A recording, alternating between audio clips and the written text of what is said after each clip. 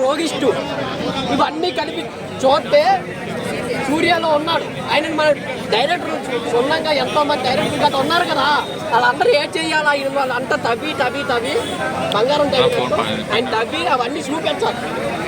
ఆయన టాలెంట్ గట్రా ఉంది, సూర్యాబాయికి ఆ టాలెంట్ ఉంది.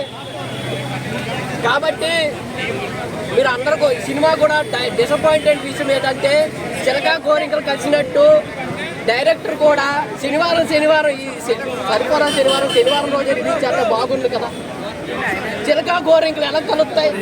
అలాగే శనివారం సరిపోరా శనివారం రిలీజ్ సరిపోదా? అయ్యా మీకు హీరోయిన్ కాంబినేషన్ ఎలా ఉంది? హీరోయిన్ కాంబినేషన్ బాగానే ఉంది, కానీ ఎక్కువ యాక్షన్ మనం అంత లవ్ ఎఫ్ఐఆర్ ఎక్కువ చూడలేవు. గుద్దులు గిద్దులు అక్కులు ఏటి లేవు, ఎక్కువ అసలు లేవు.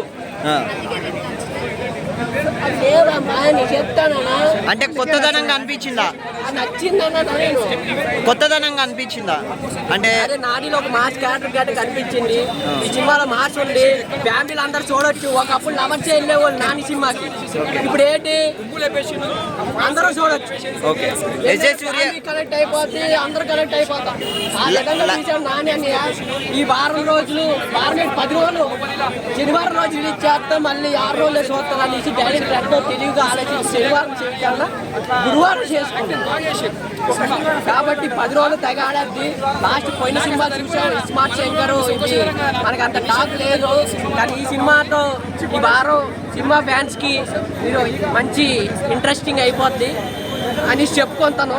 ఎందుకంటే ఈ మధ్యనంతా సినిమాలు పెద్ద సినిమాలు వచ్చినా కలెక్షన్లు బాక్స్ ఆఫీస్ ముందు ఏంటి నెగ్గలేకపోయి అన్ని చితికిపోయి.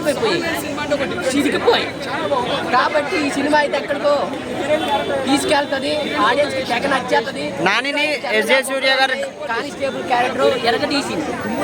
నాని గారిని ఎస్జే సూర్య గారు డామినేట్ చేశారని అంటున్నారు, కరెక్టేనా? చెప్తాను ఏంటంటే ఎస్జే సూర్య అనే పర్సన్ మనం తక్కువ అంచనా వేయడానికి లేదు. ఏ క్యారెక్టర్ అనేది జీవించేస్తాడు, దూరిపోతాడు, తనే అనేసుకుంటాడు, ఆయన లీనమైపోతుంటాడు. కాబట్టి సూపర్.